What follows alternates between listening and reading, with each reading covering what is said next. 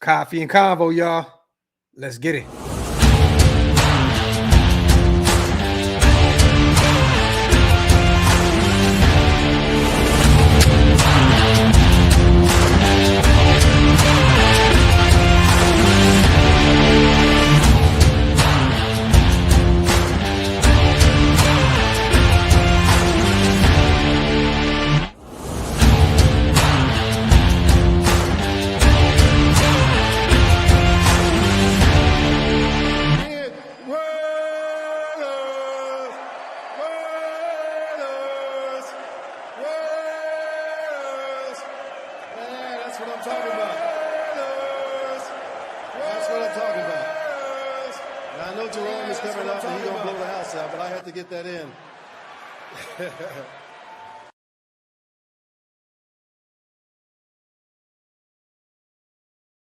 Yo, salute to everybody already here in the building. You guys know what time it is. Welcome to the latest installment of Coffee and Convo. I am your host, Graphk Raiders. Salute to the greatest chat in YouTube history. If you are new here, make sure you guys hit that subscribe button. We are well on our way to 30,000 subscribers. Can't do it without you guys. And also, man, wipe them feet around here. That means get those likes up, hit those thumbs up, keep us in the algorithm, and keep us moving and shaking on YouTube, man. How are we feeling? Everyone in the comment section, Green Dot Gang is heavy in the building. I see Nada, all my people, CGR, Ant-Man, James Bowles, Bob Rutherford, Raider Ryder, James Powers, all Green Dot. If you guys want to become Green Dot, like all my folks in the chat, hit the link. It's pinned up top. It definitely helps us keep the lights on over here. And real quick, you guys, gonna promote some things ahead of the show. The next few days, I'm gonna say maybe a week at the most, we will be doing our annual St. Jude's Children's Hospital Marathon, running up some money for the kids. So if you guys can join the stream, if you can't donate, share the stream, put it out there, let people know we will be doing the marathon for the St. Jude's Children's Hospital. We do this annually. I try to do it twice a year. This will be the first show that we do this year. We've done it, I believe, the last 2 or 3 seasons. So make sure once we put it out there, man, if you can, donate $1, donate whatever. This is the one show where I'm gonna ask everybody to donate if they can. I don't always say, hey man, shoot super chats, blah, blah, blah, blah, blah. No, if you guys can, make sure you donate. The show should be up probably in the next 7 days or so. So stay tuned. We will be doing it this month. Once again, if you can't donate, I know the world is a wreck right now. Just make sure to share the link out and let everybody know where we are and what we're trying to do for the children. So Mad Vet Raider, wipe them feet. Yes, wipe them. Salute to the 215 people already here in the building. If you're watching on Twitter, jump over to YouTube, man. Get involved with the greatest chat in YouTube history, man. You already know what time it is. A lot to talk about today. We are going to go over the Pete Carroll situation. You got a chance to talk about Tom Brady. We're going to go over the schedule a little bit. I know we did a show, the release, but I haven't gotten an opportunity to talk my shit about how I feel about the schedule up to this point. We're going to talk about C. Wood. He has some big business things going on. I know a lot of people are confused as to how this works with the whiskey and all that. We're going to talk about that here shortly. Going to talk about Jack Bech, a guy that I'm very high on, former LSU, former TCU wide receiver, I believe tight end, moved over to the wide receiver spot. We took him in the second round. This is a guy that I was very, very high on in this draft class. We're going to talk about him because there's a lot of comparisons, and there's a few other guys out there that think that this guy is already the best wide receiver that we have on this roster right now. We're going to talk about that. We're going to talk about Ashton Jeanty, and we'll start there, man. And salute to Andrew. He says, I love that content. Salute to my guy. Appreciate you. Shock says Geno Smith MVP incoming. Yeah, love to see it. Real quick, Lewis says, Raider Nation, spent my first day ever in Vegas at the Westgate. Got to drive by Allegiant. Can't wait to be here during the season, and I applaud the St. Jude shout out. One of my sisters went there. Salute to my guy, man. That's who we do it for. Appreciate you, brother. Appreciate you. I see a lot of people hitting me up worried about, well, not worried, but just kind of like what's going on with Ashton Jeanty, okay? I know a lot of people are used to him at Boise State and his stance, right? Stands up, blah, blah, blah. He kind of changed it already at this point. It was rookie minicamp. They're trying to get rolling, moving and shaking, get acclimated with this new team, this new city, that new roster he has around him. This is going to be quick, fast, and in a hurry, you guys. I think that he's going to go back to his original stance. I do understand that some people may say, well, it was a college thing, and it's not going to work at the NFL. Look, man, he's out there meeting his coaches for the first time. This is the first time he gets an opportunity to go out there and really build some chemistry with this existing roster.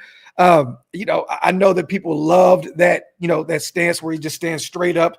People call him the what people call him, Michael Myers or Jason Voorhees. You know what I mean? A little swaggy kind of stance. I do believe that he's going to get away from this traditional stance that he's had in minicamp and get back to it. I could be wrong, but I think Chip Kelly and company are going to allow him to go out there and do what he sees fit, what he's comfortable with. You know what I mean? So expect Michael Myers 2.0 once again with Ashton Jeanty when football comes around, when it rolls around and football matters the most. The boogeyman will be back. Okay. A lot of people, what's going on? I've been sent this same video probably, and I'm not even going to lie, you guys, upwards of 200 times. And I was like, you know what? I need to talk about it. But I do believe that he'll get away from this traditional stance when training camp comes around and we get to preseason and week one rolls around. So once again, expect the boogeyman, Michael Myers 2.0 to return week one, when football really truly matters. So, that was a major part of his game that people were excited about. They loved the way he just stood up, in the backfield at Boise State. He'll be back. He will be back. So there you have it. That is my take on the whole Ashton Jeanty stance situation. Let me read this super real quick. Salute to HVAC. I think we can shock the league this season. 10-7 wild card. Raiders. We're going to talk about it, HVAC, and I'm going to give you kind of a We'll go over this schedule. That's going to be really the meat and potatoes of this show is the schedule. We'll kind of talk about it. Maybe I'll give a full prediction, and then as the weeks go by, we'll give, the reasoning behind why we think we're going to win, lose, and so on and so forth. So stay tuned. Salute to my guy, HVAC. 10-7 is definitely reasonable. Better coach, better GM, better roster as a whole. We're healthy on the defensive side of the ball. We have one of the best running backs in years. That we picked that 6 overall. We're going to run the football a ton. We have one of the greatest offensive coordinators out there, with the brightest offensive minds. 10-7 is definitely reasonable. 9-8, definitely reasonable. I see a lot of people going 12 wins, 13 wins. It can happen, but I'm not going to jump the gun that quick, that fast, and in a hurry. I do believe that if we're going to think high and think that this thing can turn around in year one, I'm expecting a 9-8, 10-7 range. Maybe at best, and I have to keep it a buck here, 11-6 would probably be the best, the ceiling for this roster. We do have a tough schedule. This isn't the easiest schedule, you guys. The first 3 weeks, pretty tough. Start off on the East Coast, come back out, play the Chargers. They're coming off of a playoff berth. Monday Night Football, the bright lights in LA, where we have not played well. You know what? I'm lying. We're playing in Vegas week 2. My apologies. But, the Chargers swept us last season, and then we head back out to the East Coast to face Jaden Daniels and company, where they were in, the NFC Championship game last season. So, it starts tough. It ends pretty rough. But I do believe that 9-8, 10-7 is definitely reasonable. I'm not going to jump the gun and go 12, 13. I see 14, all that crazy shit. I'm not doing it. Salute to One Nation. My guy, do you think Jeanty's stance allows him to read the defense better? I don't know. What's funny, One Nation, I thought it was more of just a swag thing. I thought it was more of him, kind of a intimidation factor, kind of looking at other teams like, I can do what I want here in the backfield and you guys can't stop me for shit. Now, at the NFL level, you may not be that, that scary, right? All these guys are good. There's a reason why they're all in the NFL. They're all starters at the NFL level. I think it was more of an intimidation type thing. You know what I mean? And once again, he's still on the shorter side of things. You know what I mean? So it's still gonna be difficult to read the defense, especially at the NFL level. But I just honestly think One Nation, it was an intimidation thing. It was like, look, I'm so good. I'm gonna be able to do whatever I please against these defenses that I'm facing. And I do believe that he will return to that shortly. So stay tuned. But I don't think it's reading the defense type of thing. I think it's I'm that good. I can do what I want back here, and you guys can't stop me for shit. So maybe I'm wrong. Maybe I'm right. Who's to say? Martin, playoffs or division sweep, it's going to be difficult. Look, we're a 4-13 team last season. We're in a division where we're facing three teams. We didn't win one game last season in the division, and we're facing three teams coming off a playoff berth. One went to the Super Bowl and got blown out with the Chiefs. This is not going to be a situation where you can sweep the division. I don't care how good of a season we have. We'd be lucky to go 500 in this division. If you can get the Chargers once, the Broncos once, the Chiefs once, that is a win. That is a win. So we shall see. But I'd take 3-3. I would love a 4-2. I would love a sweep, but honestly, I'm not going to go with the division sweep at all. I think that's kind of crazy to talk right now with the Broncos coming off of a playoff berth, the Chargers coming off a playoff berth, and the Chiefs coming off of a Super Bowl hangover against the Philadelphia Eagles. Hug, yo! Happy Saturday to the nation and Graphk. Salute to my brother Hug Dizzle in the gym in his default picture. Salute to my guy. Appreciate you, my brother. Happy Saturday. I'm actually going to be doing an hour today flat, you guys. And we're out of here. Got to get to my son's football game playoffs today. We're going to be out of here pretty quick. So salute to everybody. Don't expect this to be an hour and a half, 2-hour long show. We're going to be quick, fast, and in a hurry. Salute to my brother Hug. Salute to Thor. Raiders. My dog, man. Salute to my big bro. I will be out there soon, Thor. Expect a call from me very, very soon, my brother. Salute to the big bro. I guarantee you my dog is probably at a casino right now drinking early in the ball game. Salute to my brother Thor. And prayers to your liver, my brother. Salute to my dog. Let's get to it, man. A lot of people were kind of worried about the whole Charles Woodson situation. They were like, why? I don't know if you guys seen this. We'll talk about this briefly, you guys. Charles Woodson, it looks like he's closing in to purchase a minority Browns ownership stake in the Cleveland Browns. It is a very small level stake, you guys, a 0.1% stake in the Browns. I believe it's like a $5 million buy-in. This was, I think Diana Rossini of The Athletic was the first person to drop the news on this. A lot of people, why the Browns? Why the Browns? Well, guess what? People don't know this. He was born and raised in Ohio. I know a lot of people forget that because he played for the Michigan Wolverines. He was a phenomenal piece out there in Michigan, the first defensive player to ever win, the Heisman Trophy and all that good stuff, so on and so forth. People are like, why not the Packers? Well, you can't buy into the Packers. That team is owned by the fan base. Well, why not the Raiders? Well, it's not that cheap. That's not that cheap to buy into the Raiders, you guys.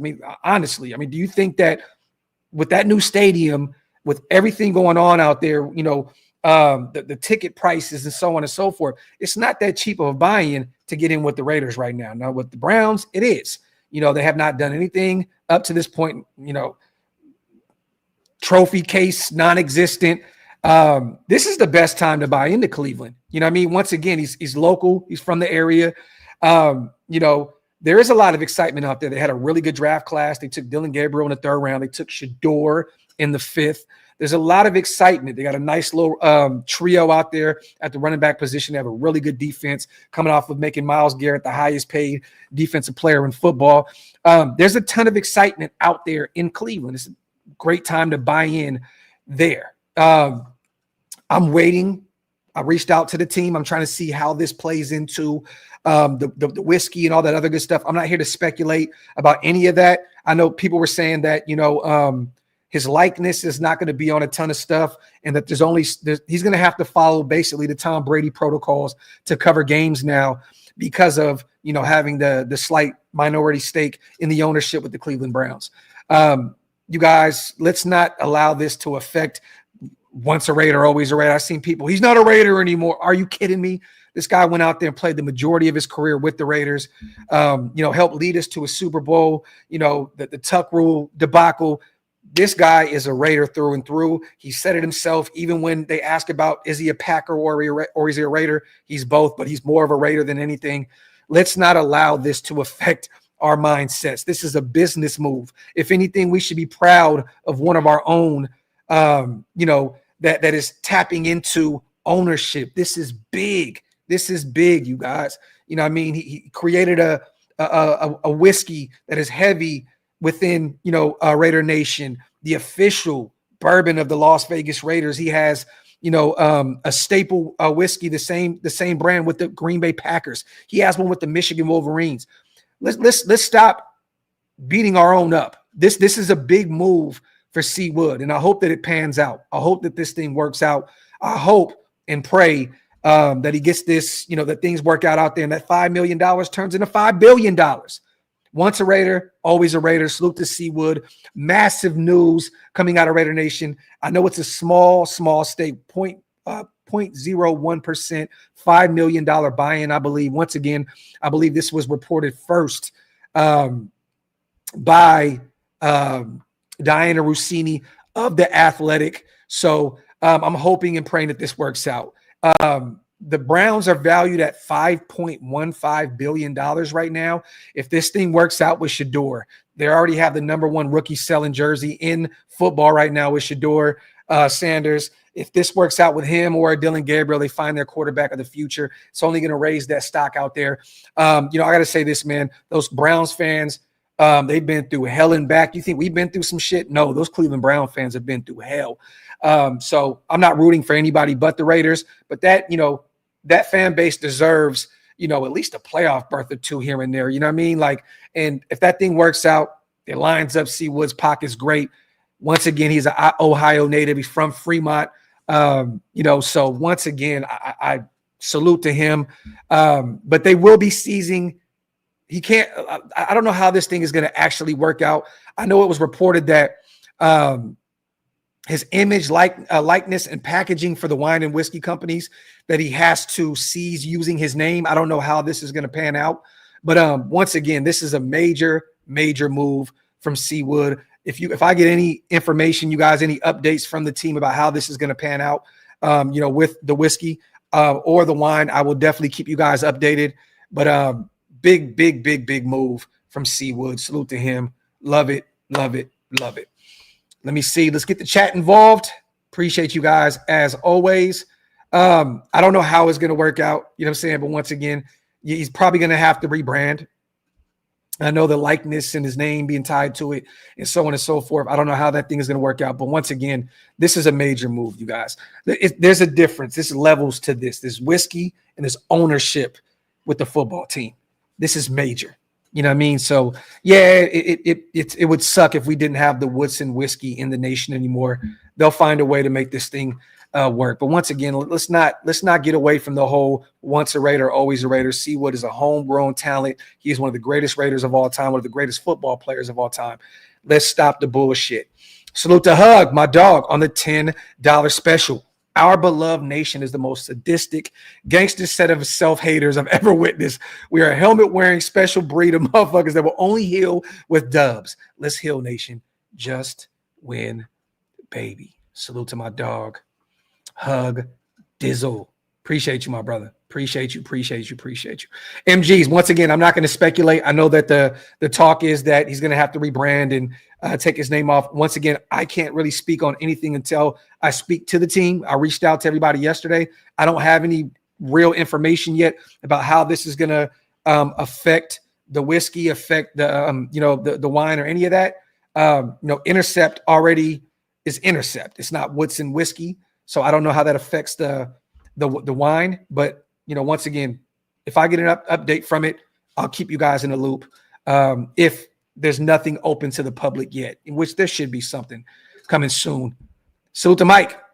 Can we sign right guard Brandon Sheriff, free safety Simmons, or defensive end Jadeveon Clowney?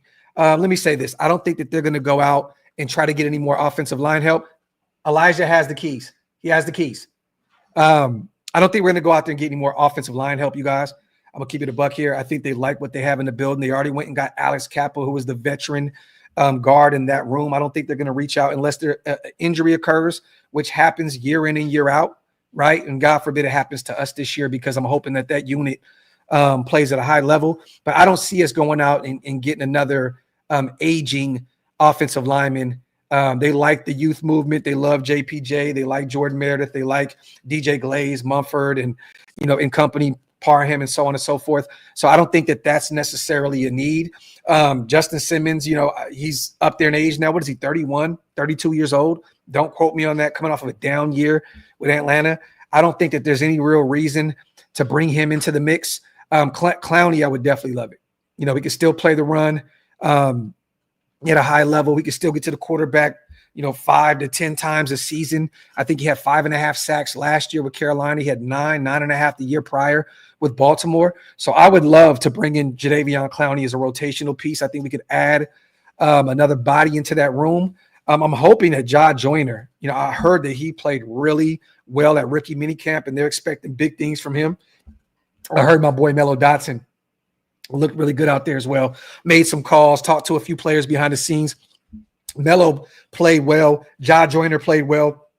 So I don't know how that affects things with bringing in potentially a Jadeveon Clowney, a Von Miller, or like a, Zadavius, the edge rusher out there in Detroit. So, which I think he will probably end up back in Detroit.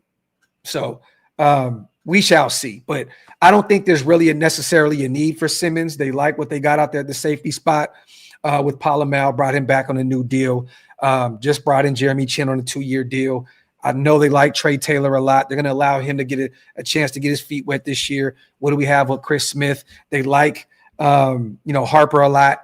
I don't think that there's necessarily a need to bring in a veteran that can take some reps away from some of these guys. So I could be wrong. I could be right. Stay tuned. Salute to my guy, Mike. Appreciate you on the $2 holla, man. Salute to Hug, my guy.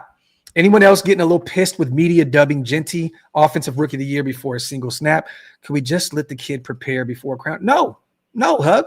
This is where I disagree with the mod father here. Usually I'm right here, with the mod. No, I'm not. This is expected. Look, when you take a running back at 6 coming off of the year that he had, a Heisman type year where, a lot of people had him winning over Travis Hunter, right? No, that's the expectation. Look, we had one of the worst ground games in football last year. You took a running back there at 6. No, I'm happy. Hopefully hopefully that feeds him, makes him say, I got to go out here and have a monster year. And also, Hug, I think that he's going to have a monster year in the passing game. Remember this, not last year, but the year prior. He had over like 600 yards in the passing game. You know what I mean? So this is a guy that is expected to go out there and win offensive rookie of the year. Simple and plain. So no, over Cam Ward, over, whoever you want to throw in the mix. I expect him to go out there and win offensive rookie of the year. Simple and plain. So usually I would be like, here we go with this shit. It's the Raiders. They're throwing lofty expectations at these youngsters. No, this kid is that good. And you know that, Hug, local. You know how good this kid is. I expect him to go out there and ball out. So I have to disagree with you, my brother. Salute to Louis G, member for 9 months. Appreciate you, my brother. Salute to all the members in the building. I appreciate you. Real talk. Salute to my guy, Louis G. Expectations haven't been this high since drafting Marcus Allen. A little president. Anyway, there you go. Facts, my brother. Facts. I'm expecting this kid to go out there and ball out from day one. Simple and plain. Simple and plain. Jason, man, I would love it. I don't think they're going to spend the rest of that money they have on an aging pass rusher, even if he's coming off of a monster year where he led the league in sacks. I think he had, like 17 and a half, 18 last year, something like that. He is, hitting that 30, he's over that 30 range now. There's a lot of problems out there in Cincinnati with Hendrickson and that new contract. It looks like they're playing hardball with him. I don't think that they're going to move some future draft capital, like a 2nd and 4th, to go get him after paying Max that kind of money. Christian Wilkins has a ton of money. We got to see how that pans out. Brought Malcolm Coons back. What does Tyree Wilson's future deal look like? Are we going to keep him around? We're going to pick up the 5th-year option. I don't think that they're going to pay an aging edge rusher and Trey Hendrickson at that age, but also with all that money already allocated to the defensive line. Me personally, I would love it. I would love to make a move for the top edge rusher in football. Could you imagine what him and Max would look like on the edges? like salt and salt. I mean, it'd be absolute insanity with Wilkins in the middle, Adam Butler, and so on and so forth. This could be the best defensive line in football from day one, but I don't know if they want to allocate that kind of money. I think they're trying to get younger. They're trying to build this team the right way. There's a reason why they went out and got Tonka. They went and got JJ, those young defensive tackles that added the interior of the defensive line. They went and got Ja Joyner as a UDFA out of Minnesota. I think that they're trying to build this thing up, youth movement. They don't want to have a ton of aging guys on major deals. I could be wrong, but I would love it. I expect Trey Hendrickson, you guys, to honestly be a commander. They're in win now mode. They were a game away from the Super Bowl.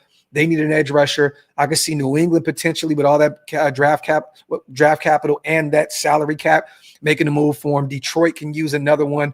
Who's to say, the young pass rusher is ready to go. Well, let me say he is going to be ready to go from that injury he sustained last year, but they can use another edge rusher. I can see Green Bay in the mix potentially. There's a few other teams that may be, interested in making a move for Trey Hendrickson. I don't think that we're going to be one of those teams. I think that if we do make a move, it's going to be for the likes of a Jalen Ramsey, a guy that can potentially come in and be that number one in that corner room from day one. I think that they want to see what Malcolm Coons can do this year, what Tyree can do this year, and a slew of those other young rotational guys like the Ja Joyners, the Charles Snowden, and so on and so forth. Salute to my guy Jason, man. Salute to Mike on a $2 special. Would you pull a trade for Trey if it takes Tyree in a second? Well, I think I kind of just answered your question, Mike. Salute to you on a $2 special. I personally would. I don't think that this new regime would. I think they want to build this thing up from the ground up. I don't think that they want to make a move and pay Trey Hendrickson that kind of money. So I would move Tyree in a second round pick in a heartbeat. But once again, you have to pay this guy north of $30 million a year. He's over 30 years old. You just paid Max a shit ton of money. I don't think they want to go that route. Salute to my guy. Let me see. What do you guys think about all the lofty expectations right now on Jack Bech? There's a ton of people, the Puka comparisons were there from day one. Everyone knows Puka was a 5th round pick, I believe. Plays primarily out of the slot. Jack Bech is a guy that can play on the boundary, play in the slot as well. But I've seen that comparison from day one. There's a lot of analysts out there that think that this kid can be a guy that can absolutely ball for us from day one. Mark Ross, NFL.com, said that he had a list of top 10 rookies who landed in the best situations and beyond. And this is what he had to say about our young guy, Jack Bech, our second rounder out of TCU. I already view Jack Bech as the best wide receiver on that Raiders roster. He's joining a room with Jacoby Myers, Trey Tucker, and a couple of day 3 picks from this year's draft. Thornton, Tommy Touchdown. It's no secret the Geno Smith-led offense will run through Brock Bowers and rookie running back Ashton Jeanty. This is interesting because once again, we have a guy that's coming off of his first 1,000-yard receiving year in Jacoby Myers. He also went on to say Jack Bech should have the opportunity to capitalize on some advantages, matchups with so much of the defensive attention focused on Bowers, Jeanty, and a quarterback who knows how to sling it. The Las Vegas offense should take a step, maybe a few steps forward this fall, according to Ross. So once again, with all the Puka comparisons, right? And now some of these guys saying that Jack Bech is already the best wide receiver that we have on this roster.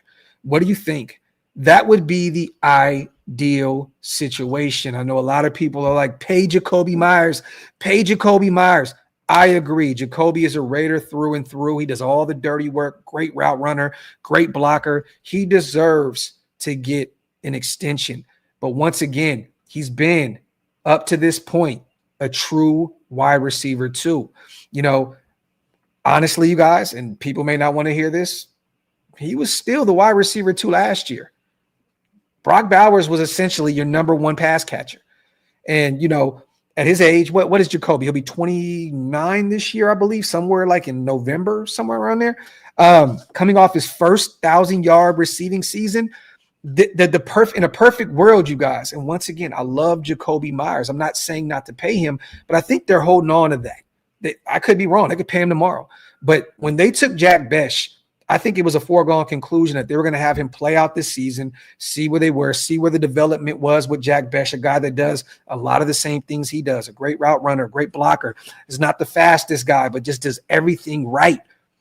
I truly believe they took Jack Bech, who they thought was the best wide receiver available there in the second round. They traded back twice because they thought maybe, just maybe, he can pan out in year one and they can move on from Jacoby and not have to pay him a ton of money. Because once again, what does that contract look like? You know, what kind of money are you paying Jacoby? Are you paying him wide receiver one money? What kind of money does Jacoby and his representation think that they deserve at this point? You know, I think he's still a high-end wide receiver too. You can't pay him like a wide receiver one. In a perfect world, Jack Bech can be, like Ross said, the best wide receiver in this wide receiver room that can go out there and ball out for you. And then, once again, I'm not saying that I don't want to pay Jacoby, but Jacoby comes a little expendable there at that point because you have Bech, you have Brock, you have Thornton, you have Trey Tucker on a rookie deal. You have a ton of speed with those two guys. And then you can potentially go out there and where's Tommy Touchdown? Well, where is he in the mix with this thing? Is he going to be your future slot guy? I don't know. I think they look at Bech as the boundary guy. You know what I mean? In a perfect world down the line, I don't know. Is Trey Tucker expendable at some point? Maybe it is going to be Bech, Thornton with Tommy Touchdown at one point with Brock, with Brock at the tight end spot. Who's to say? I love Jacoby. I hope that he remains a Raider. I hope that he retires a Raider. But in a perfect world, I said this on a few pods ago, that Jack Bech goes out there and balls out in year one, becomes a leader in that room, and then essentially Jacoby is expendable. And maybe you could bring him back on a more inexpensive deal because of Jack Bech balling out in year one. I think that he could have 700, 800 yards in year one, even with Jacoby and Brock on this roster. Maybe that's setting the bar a little too high. Some people may have him at 500, 600 yards. I think that he could have a 700, 800 yard type year his rookie season. He's a dog. I'm telling you guys now, I know a lot of people were like, who is this guy? Just wait and see. I'm telling y'all now. But if I had to pay anybody right now, I'm paying Kolton Miller. I'm taking care of our veteran left tackle, a guy that plays a monster position for us, who was a leader on that offensive line. I'd pay him, and I'd probably just kind of see where the young guys are in that first, 4 to 8 games of the season, see where Jacoby is in the mix, and maybe you do come back to the bargaining table and you take care of your guy. But I think that they're being very patient with the Jacoby extension because of the addition of all these guys, the Tommy Touchdown, the Jack Bech, the Dante Thornton. I don't think it's a coincidence, you guys, that we took 3 wide receivers in the draft alone. I'm not even counting the UDFAs with, Zachary Franklin and so on and so forth. I'm talking about just the draft alone. We took three wide receivers. So this is not me saying move on from Jacoby. I love Jacoby.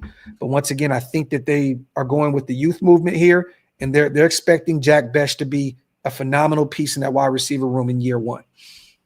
Salute to Defend the Shield. Salute to Elevated Minds. Who's mad about Geno's contract after seeing Brock's? Dog. Yo, that contract is absolute insanity. And I understand that, the market is the market. But dude, that what do you get annually? Elevated Mind is like $53 to $56 million, somewhere in that range. We got a steal with Geno Smith. And I understand Brock coming off of a rookie deal, coming off of being Mr. Irrelevant, coming off of a few years ago, a Super Bowl loss. He's looked good up to this point.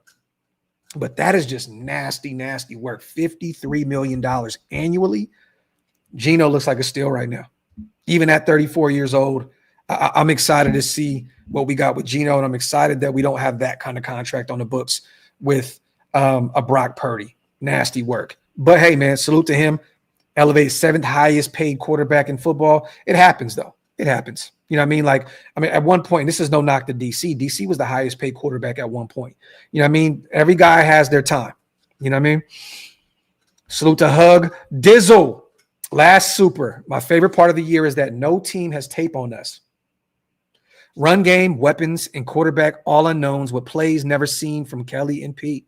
We're a mystery to opposing teams. Chess. Yes, this is facts. Think about it, Hug.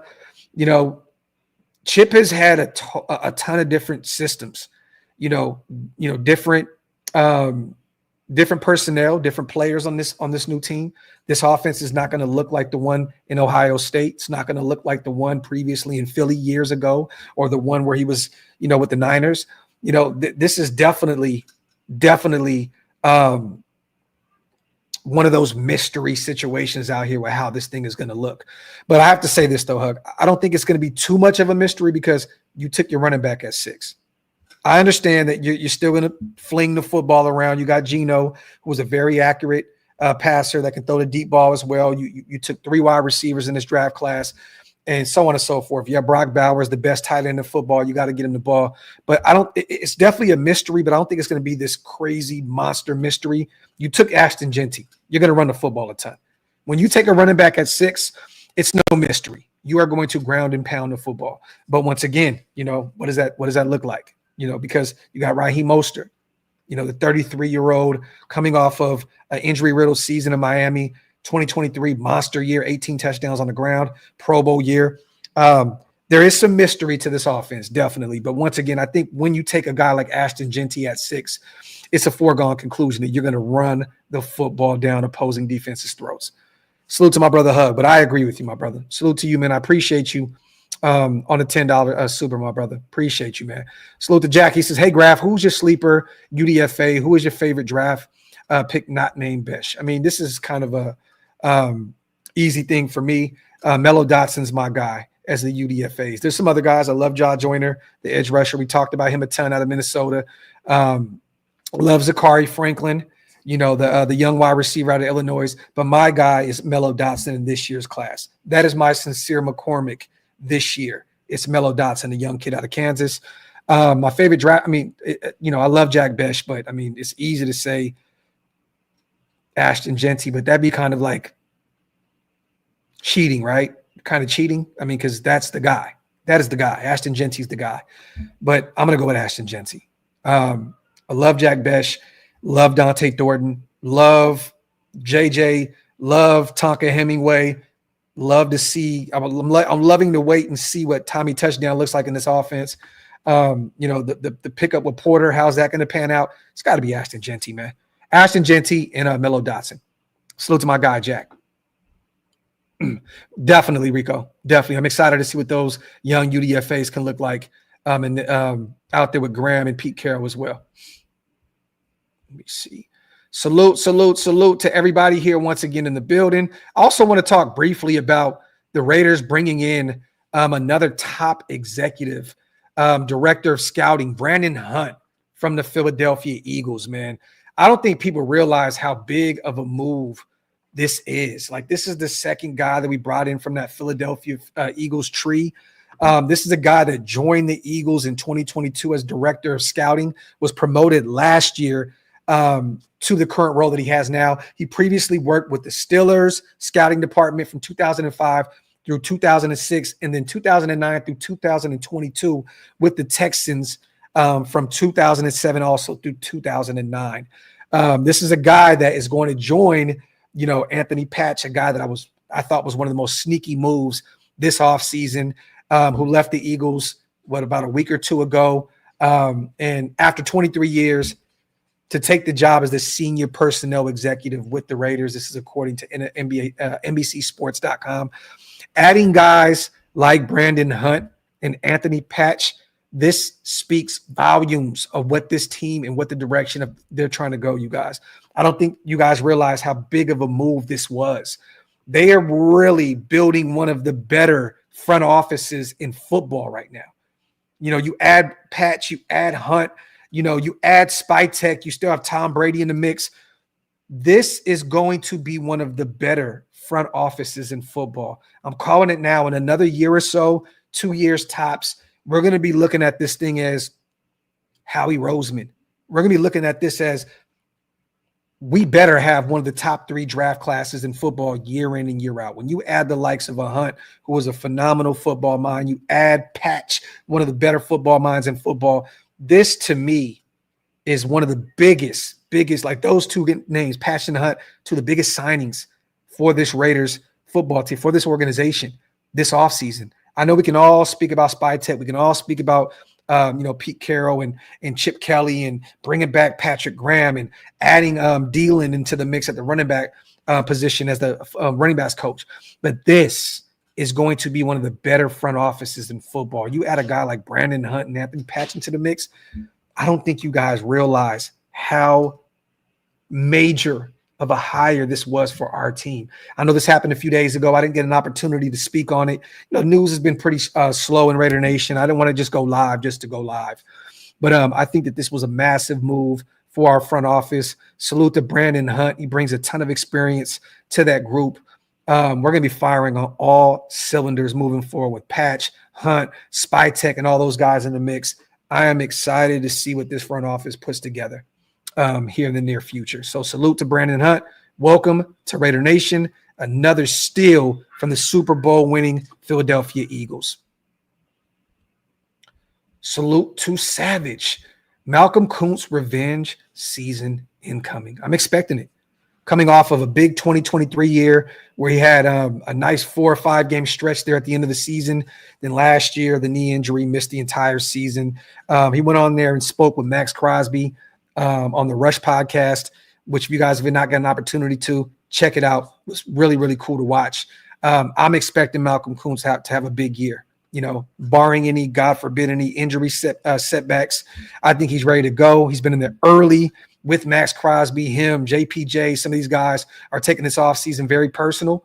I'm hyped to see what Malcolm Kuntz is going to look like opposite of Max Crosby out there healthy at the edge rusher position. You guys know I've been a major Malcolm Kuntz fan coming out of Buffalo when we took him in the 3rd round. I'm expecting big things with Malcolm Kuntz.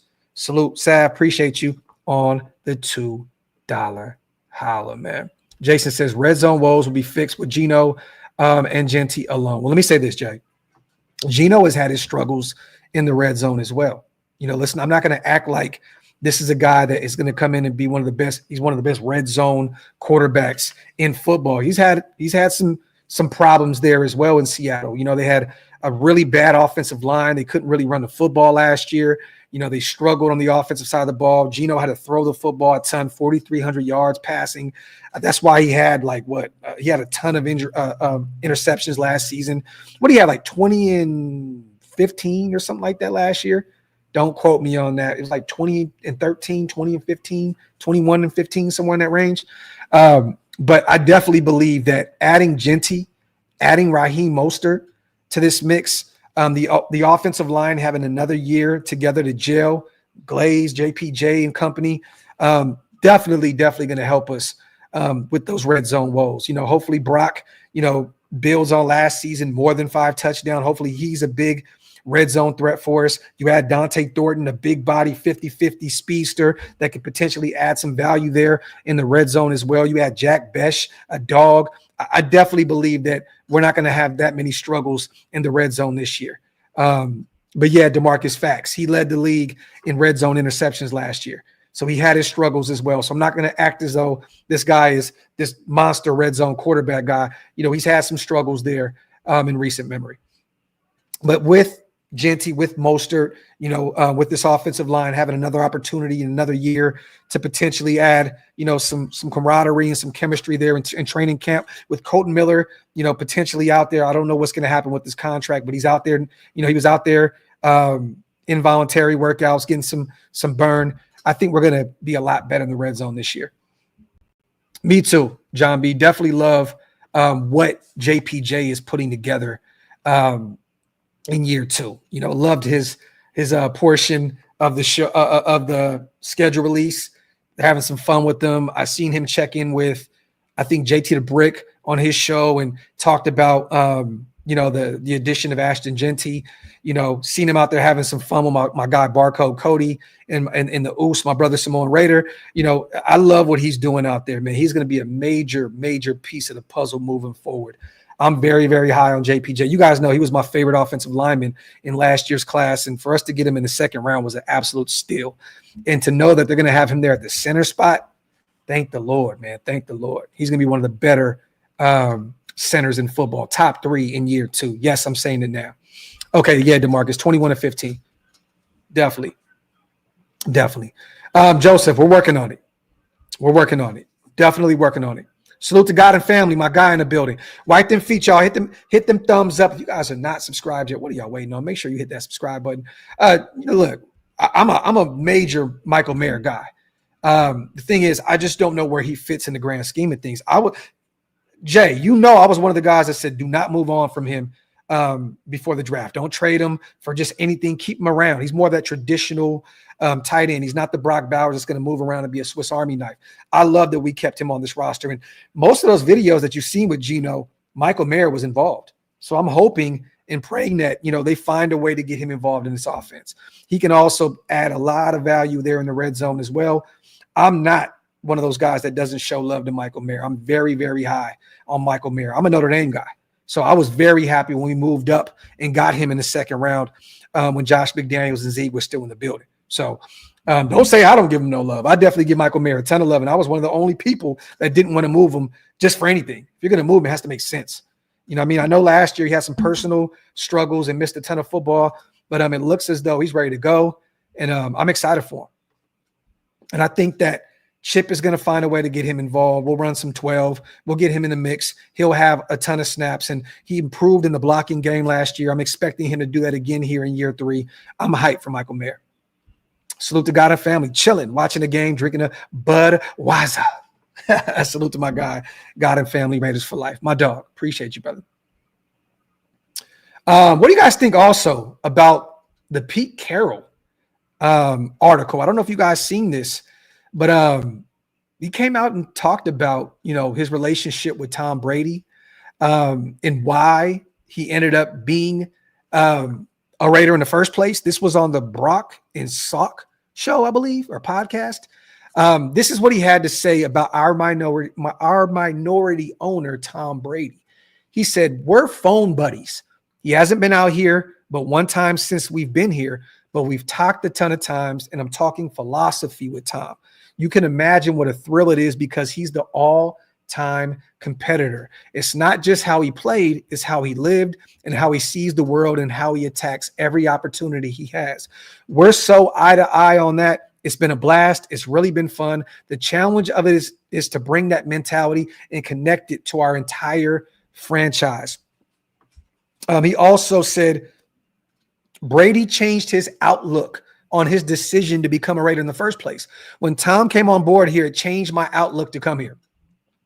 I thought that would be one of the great opportunities of all time to have his presence. His presence is strong. John Spytek and him go back a ton of years, and Johnny holds him in the highest regard. So we're trying to infuse Tom's mentality. We're trying to bring it into the organization because he's so good and is so unique and so one of a kind. I think it helps us to be a one of a kind franchise. He also went on to say that he was a big role in why Pete Carroll ended up in Las Vegas in the first place. Tom Brady has that effect, you guys, the Tom Brady effect. I think without Tom Brady, and Pete kind of said it himself, without him, he probably wouldn't be a Raider in the first place. So you love to see it. Salute to our head coach, Pete Carroll. Nose ring, you guys. No booger, nose ring, no booger. But the Tom Brady effect is real. You love to see it. Salute to our head coach and salute to Tom Brady, our minority stake owner with the Las Vegas Raiders. Also, salute to Richard Seymour as well, man. Another guy that doesn't get a ton of love, who became a minority owner this offseason as well. Let me see. Salute to Jay once again. Appreciate you on the $10 holla, my brother. I appreciate you. Salute to my guy, my dog. Appreciate you, brother. Salute to Big Mike Raider in the chat. My dog. Salute to the 700 people here in the building. Wipe them feet, y'all. Hit them thumbs up. If you guys are not subscribed yet, what are y'all waiting on? Also, I want to give some love to the people that have been cash apping like crazy. I have to give some love. Salute to my guy Clarence. Just sent $3 to the Cash App. Also, I want to give a ton of love to Tracy Tucker. Every show that we have done She has been donating like crazy through Cash App. I know I have not been live these past few days, but I want to give some love. I know a lot of people don't send supers because they don't trust the YouTube or they just don't know how to do it. Some people prefer Cash App, Venmo, or Zelle, and so on and so forth. Just want to give some people some love on Cash App. Salute to Tracy. She's been sending crazy donations through Cash App, and salute to Clarence, man. Wanted to make sure I sent some love to our people that donate off the screen, as well as the people who donate, through super chats on the show as well. So Clarence, Tracy, appreciate you guys so much. AJ, I think it's nasty work. But once again, when you get a new stadium, it happens. Whether you're winning, losing, it doesn't matter. I mean, I'm looking at my A's, playing in a minor league stadium in Sacramento, and those prices are absolutely insane. You know what I mean? It happens when you have a new stadium and new fan base, and you gotta pay off some shit some way, somehow, right? There's a ton of excitement with this group right now, with Carroll in the mix and Spytek and Chip and this great draft class. They're gonna start off pretty high. I think as I kind of wait, you guys, I wait until the games get closer and then I buy them because the prices come down. They may be sold pretty quick and people buy them at the highest prices. I personally wait. I wait until the prices drop and then I get them. But right now, it's absolute insanity. I wasn't even thinking about that Raiders and Cowboys game. Salute to you guys who got the money to go out there and buy those tickets early on. I'm not doing it. But it's crazy. We have probably the highest ticket in football this year. It's Las Vegas. It's expensive. The hotels, the strip, makes sense. It makes sense. But, if I were you guys, I would wait until last minute to get tickets. They usually drop, as it gets closer to game time. Salute to God and family. Can't wait for post-June signings. Give us some realistic moves we make, Graphk. On another note, saw your music video on the gram. That shit was fire. Appreciate you, my brother. Yeah, I posted like 10 of my music videos on Instagram, and then, I always upload them and then delete them. You know what I mean? But I have fun with it. But I appreciate you, Mom. Post-June, I mean, I'm thinking about Jalen Ramsey. I think that's the only move at this point that I think is – I don't know any other guys that are going to be cut. I don't know any names. I don't really have any, idea of what guys are going to be available post-June. I'm looking at Jalen Ramsey. I am. That's the name I'm keeping an eye on.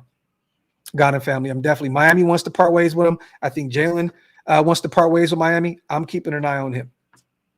Salute to my guy, God and family. We definitely need some corner help.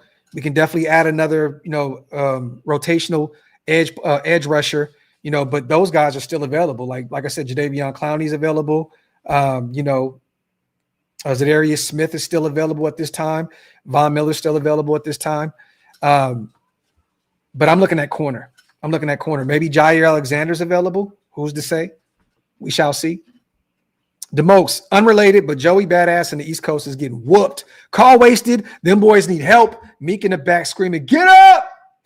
Salute to the most. Yeah, I see Reason and all these guys out there cooking, man. Salute to the former TDE artists and salute to all the TDE guys going out there and having some fun with Joey Badass. You love to see it. It's for the love of the game, man. You love it. Hip hop is competitive. That's what you want with rap, and they're having fun. It's nothing personal. Salute to Raider DB. Damn, I was at the 19-2 game. Yeah, it was nasty work. Let's not act like we didn't cook y'all the game previously, though. I just watched my A's get cooked by the Giants last night, like 9-1 too. So, look, when the A's lose, they lose. When we win, we fucking win. But when we lose, we be getting cooked. Still a young team. I'm shocked that we're at that 500 range right now. But we're looking good. Real quick, we got about 7-8 minutes before we got to head out of here, you guys. Once again, my son's playoff game starts in about 45-50 minutes. Let's go a little bit over this this schedule real quick. We go over the preseason real quick. Seattle, week 1 preseason. Fun to see Pete Carroll get a chance to return to Seattle and face his former team. The Niners week 2 in Vegas, and then we head out to Arizona week 3 in the preseason. I don't believe those dates have been released yet. I could be wrong. The image that I saved didn't have anything announced yet, but they may have been announced up to this point. Week 1 is going to be fun. We'll go quick here, and we'll do shows, later on down the line where I'll tell you why I have us winning, losing. We travel out east. Vrabel's going to have that Patriots team competitive in year one. I'm not expecting them to take the league by storm, but they added a ton of Raiders. Chason, Spillane, Marcus Epps, so on and so forth. They had a really good draft class. They added Will Campbell. They added, Henderson, one of the better running backs in this class. I think they're going to be a competitive bunch. We're going to be in the East Coast. This is going to be a tough game to win. But guess what? This is the first game of this new regime. We're going to travel out to New England. We're going to beat them September 7th. Week 2, September 15th, we get a chance to have the Pete Carroll, Jim Harbaugh revenge game. Monday Night Football in Las Vegas. This one is going to be fun. We get an extra day off from traveling deep east back home to Las Vegas. This is the team that, with the Chargers, that is coming off of a playoff berth. They had a really good draft class as well, adding Hampton into the mix. They brought Khalil Mack back. Guess what, you guys? We start the season off 2-0. We beat the Chargers. Pete Carroll gets a little bit of shit talking in with Jim Harbaugh and company. 2-0. Yeah, I said it. 2-0. Then we travel out east. Jaden Daniels and company coming off a massive year in year one where they were in the NFC Championship game. Great coaching staff out there. They just revealed that they got a new stadium in the works out there in DC. Rightfully so. That stadium out there is a dump, but they deserve it. You love to see it for that fan base. We travel out east twice in 3 weeks. We lose this game against the Commanders. Bears, September 28th. This is going to be tough, man. We come back home. We face Ben Johnson and company. I don't know what this team is going to look like. Caleb coming off of an up and down season. They had a really good offseason where they added some help on that offensive line. Tooney, Jonah Jackson, they made some big moves in the draft. They went out and got another wide receiver. The kid from Missouri that can add some more value there. They moved on from Keenan Allen. So they have, Luther Burden. They have the kid out of Washington the year prior. I'm over here drawing a blank right now. I have no reason. I don't know why. Roma Dunzy.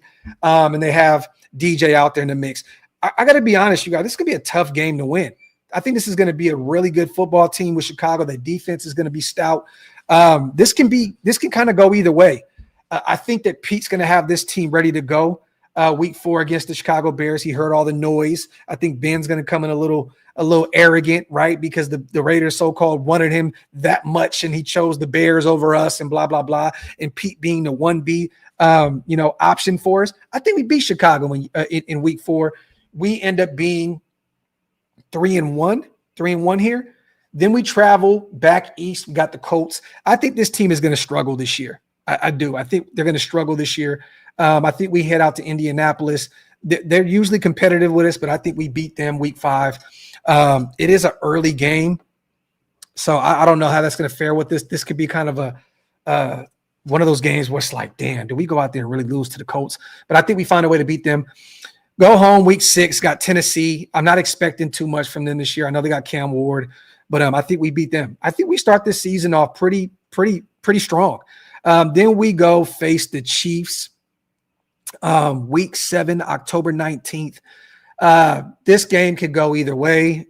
I got to keep it a buck here, you guys. I think we lose to the Chiefs. So 1, 2, 3, 4, 5. What were we 5-2 before the bye week? I think this is I think we can realistically be 5-2 here. Jacksonville, week 9. I think they're going to be a surprise team this year. I think they're going to be competitive. But we find a way to beat this team. 6-2. Week 10, got the Denver Broncos, Thursday Night Football. This is on a short week. I know people do not want to hear this from me. This is going to be a tough game to win on a short week. Denver's going to be ready to go. They're going to be prepared, barring any injuries or anything like that, any setbacks. They have a stout defense. I expect them to have a top 3, top 5 defense. Bo Nix could have a sophomore slump. Who's to say? They added, RJ Harvey, who's going to be a great running back for them. His rookie season. This is a team that I think we're going to lose to on a short week. Thursday Night Football, Monday Night Football. We get some extensive time off week 11. This game can go either way. I don't know where we're going to look at, what this Cowboys team is going to look like week 11. I truly have no clue. November 17th, we get them, in the national, spotlight. I'll come back to this game. Cleveland, week 12. At home, so we have back-to-back home games. I think we beat Cleveland. Week 13, Chargers, November 30th. We get them in their place. I think they beat us. We go 1-1. Denver, week 14, I think we beat them. We get one from them, still 1-1 there. This is in our place. Week 15, Philadelphia. This is a tough one. Super Bowl, the returning Super Bowl team. December 14th, cold weather game. We lose this game. Week 16, we're back-to-back on the road against the Texans. This is a game that I think can go either way. This is going to be an interesting team. Back-to-back playoff years with the Texans. They have C.J. Stroud. He's only going to get better in year 3. I have us losing these back-to-back games, you guys, against the Eagles and the Texans. Then we come back home where we finish up the season. Week 17, week 18, we got the Giants there. I think we beat the Giants week 17. And then week 18, we find a way to beat the Chiefs. We go 1-1 with each team in our division, 3-3. So we got the Patriots, Chargers, Bears, Colts, Titans, Jags, Browns. Let me see. Denver, Giants, Chiefs. 10 wins. That Monday night football game is going to be a coin toss for me. Okay. And I would love for us to beat the Cowboys. I don't know what this team is going to look like yet, you guys. I got to keep it a buck here. I truly do not know what this team is going to look like. I don't know. So for now, I have us losing that game. Even coming off of an extensive time off against the Denver Broncos, that Thursday night game, we get some extra time off.